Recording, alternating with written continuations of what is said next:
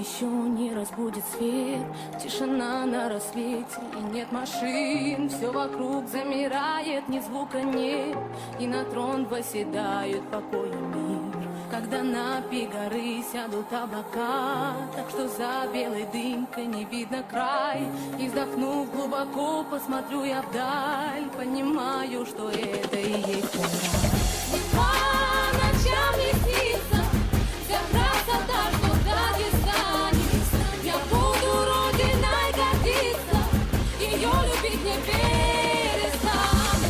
И даже за границей у дагестанского народа в сердцах любовь искрится к своей земле, к своей природе. В 14 лет я пошел на свою первую секцию. После того, как я немного разочаровался в футболе, я записался на джиу-джитсу. И тренировался я там недолго, но мне там очень нравилось, потому что в то время у меня был кумир Федор Емельяненко, который на тот момент постоянно заканчивал свои бои болевыми приемами. И, конечно, мне было интересно все это выучить. И я тренировал какое-то время джиу-джитсу, после этого я записался на ММА. В ММА я провел нормальное такое количество времени. И там, конечно, вся борьба уже перешла в дисциплину грэпплинга, потому что мы там не пользовались кимоно. И, соответственно, все те захваты, приемы, которые работают в дзюдо, в джиу-джитсу, в самбо, они также работают в грэпплинге, но там нужно, но в этом спорте нужно немного их видоизменять, подстраиваться именно под то, что у человека нет куртки. И как раз вот это вот и стало проблемой моей на соревнованиях здесь, в Бали ММА, когда я начал бороться по джиу-джитсу. Я проиграл эти соревнования, потому что у меня не было понимания того, как можно человека задушить. Потому что здесь очень много тренируется синих бойцов, фиолетовых, коричневых, черных. Те люди, которые знают, как, грубо говоря, как задушить тебя курткой, ги. И я вот как раз этого не знаю. Но у меня есть одно отличие, это то, что я могу бросать этих людей в этих куртках. Потому что у нас в Казахстане очень много людей, которые занимаются дзюдо, самбо. Бросковая техника находится на очень высоком уровне. И здесь я как раз чувствую свой уровень, то, что меня очень тяжело перевести на землю. Но в джиу-джитсу, как вы понимаете, это не дзюдо. Здесь не получится стоять долго на ногах, и человек, если уже сел на попу, то тебе придется залазить к нему в гард. Тебе не получится его поднять и бороться с ним дальше.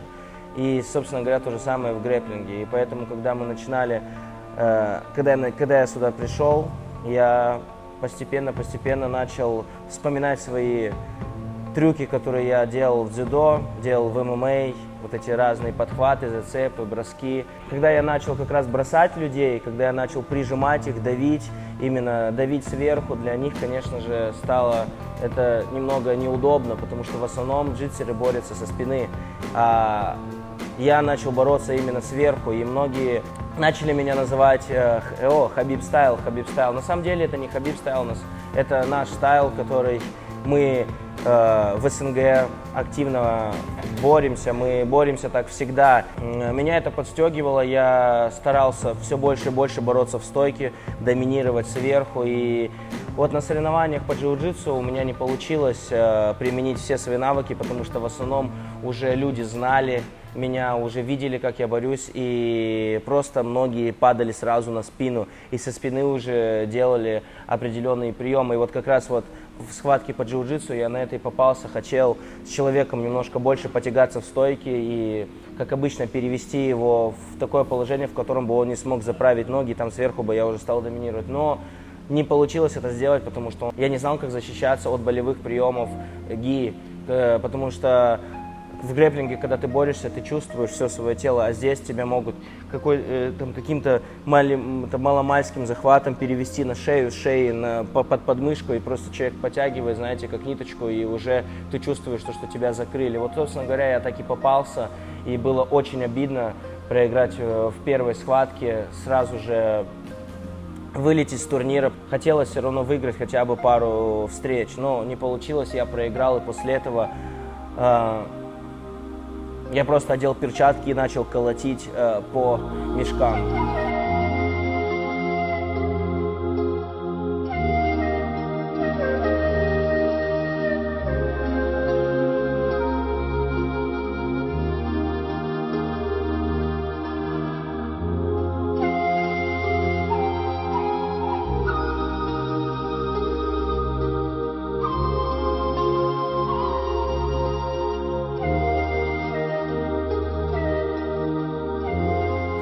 Для меня, как для универсального спортсмена, важно выигрывать во всех дисциплинах. И я себе поставил задачу выступить на следующих соревнованиях и сделать это максимально эффектно.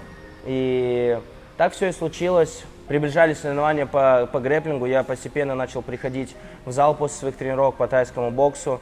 И один из людей, которые здесь тренируются, он меня смотивировал. Он меня крупнее, он 110 килограммов веса, 1,90 м, 2-3 роста. И я постоянно слышал от него крики, мол, надерите ему задницу, он ничего не может, давайте поборите его и так далее. Для меня это показалось, то, что это немного некрасиво, человек допускает, я раз, два, 3 раза промолчал. И помню тренировку, когда я пришел, и он начал орать на весь зал, что, мол, давай пойдем бороться, давай. В какой-то из моментов я уже не удержался. И как раз я в этот момент был на болевом, я вышел, я встал, подошел к нему, сказал, что если ты хочешь со мной поговорить, мы с тобой поговорим на соревнованиях. Я тебя сломаю, так же, как и твоих друзей, которые тебе здесь поддакивают. Оставалась у меня неделя, и за эту неделю я поставил себе цель набрать 6 килограмм веса, потому что я весил 80 килограмм, но чтобы попасть мне в категорию тяжелого веса, мне нужно было весить 85+. Я просто каждый день набирал по килограмму, и в момент взвешивания я пришел, я на весах весил 86,7. И я чувствовал то, что моей силы хватает, чтобы забороть человека, который весит примерно в районе 100 килограмм. Я шел на эти соревнования для того, чтобы уничтожить одного человека. Я не был заряжен выигрывать весь турнир, выигрывать схватку после. И как раз вот когда мы начали с ним бороться в первой схватке, когда я подошел к листу, увидел то, что мы с ним как раз находимся сразу в первой паре, я понял то, что это будет очень тяжелая схватка, самая, наверное, тяжелая из всех. И я был максимально заряжен забрать у него душу в этот момент. Я хотел у него забрать всю его уверенность, которая была у него. Я хотел ему показать, что нельзя так себя вести со своими спарринг-партнерами, с кем ты тренируешься, потому что это все люди, которые делают тебя лучше. И когда я вышел, когда мы начали с ним толкаться в стойке, я чувствовал, насколько он меня тяжелее и больше, и как он заряжен бороться. Как раз за неделю до этого Федор Емельяненко выиграл турнир, и я вспомнил, что, по сути, это же тот человек, который меня смотивировал заниматься ММА. И я всегда хотел быть маленьким тяжеловесом, который разбивает больших ребят.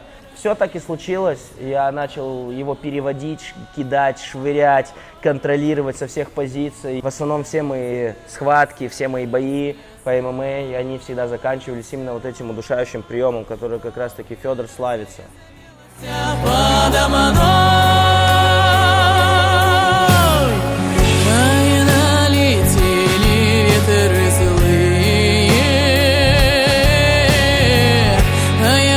Сосредоточенной стороны,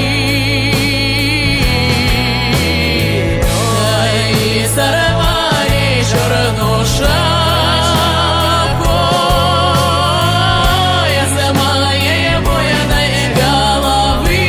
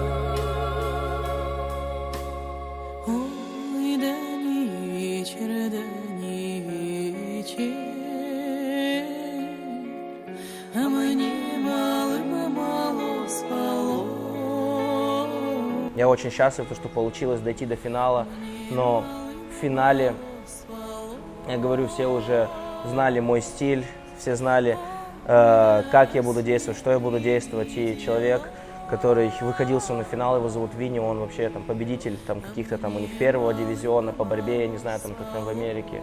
Он вышел и просто снес меня тем, что я ожидал то, что мы будем немного с ним бороться в стойке, и как раз я ему навяжу свою борьбу. Он просто красавчик, все правильно сделал, упал в ноги мне, перевел меня, отправил меня в ту позицию, в которой мне было максимально некомфортно. Он знал, то, что если я его переведу на землю, то уже там ему будет намного тяжелее, поэтому снимаю перед ним шляпу. К следующему турниру я ему сказал, то, что я наберу немножко больше кондиций, возможно, пару килограмм еще наберу, буду в районе 90 килограмм, и мы с ним поборемся и зарубимся, и посмотрим, кто в этот раз выиграет.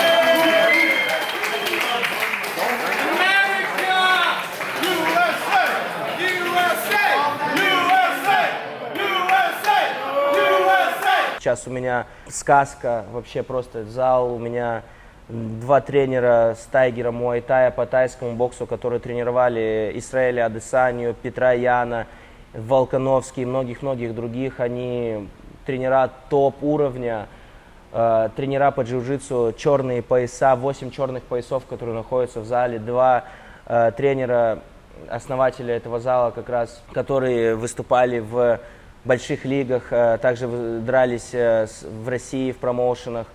Третья моя дисциплина – это борьба.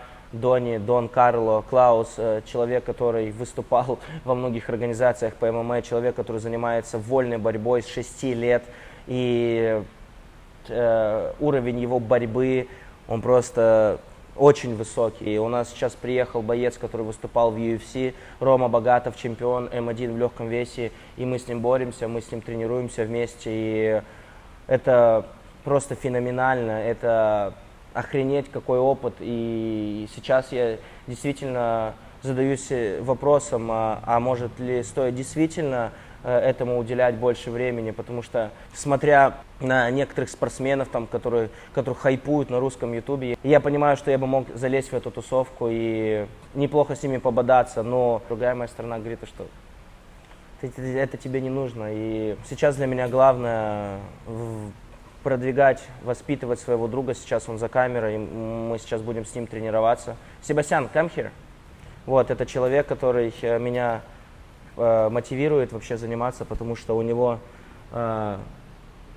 есть некоторые проблемы, но то, какой он, как он делает, как он разговаривает, как он тренируется. Для меня более важно быть с ним в этот момент, смотреть то, как он живет, помогать ему, воспитывать его. И если у меня будет стоять выбор вывести его на уровень Паралимпийских игр по дзюдо в 2023 году совместно с его главным тренером Люком, то, конечно, я буду заниматься им, а не тем, чтобы хайповать на ютубе.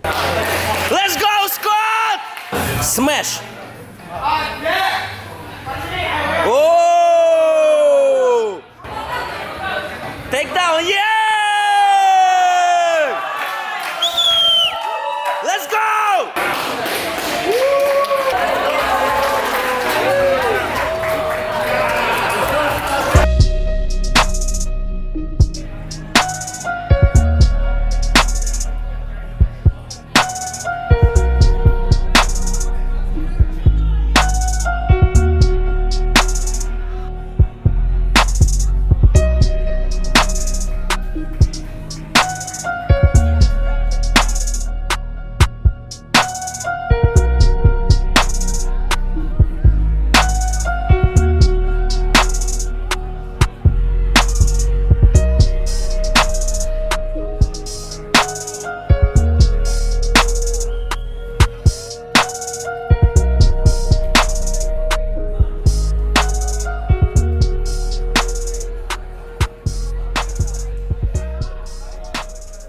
Про него будет отдельный выпуск, который вам очень зайдет. Так что спасибо, что пришли. Лайки и дизлайки по заслуженности ролика.